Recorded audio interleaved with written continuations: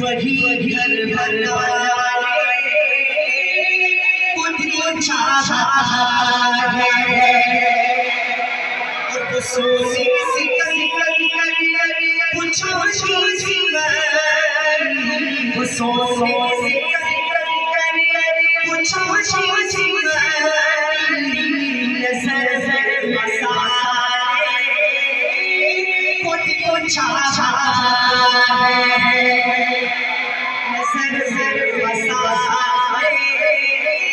खुद को चाहा है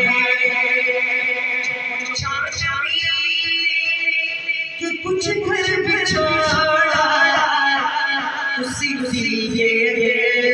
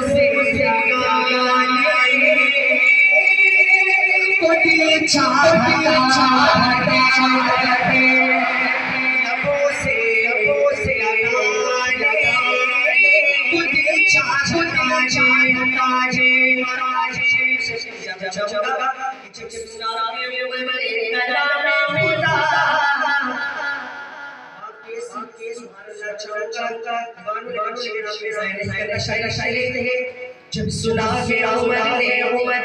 कलाम हुआ तब उमर ने नबी से कहा मेरा सिया मुकद्दर दीजिए आज नामार को पढ़ा दीजिए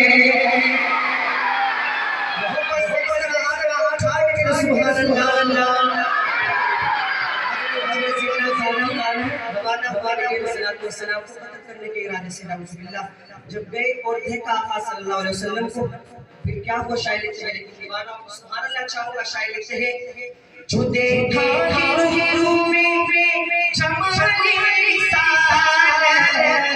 तो तारी उमर से कफा से बोले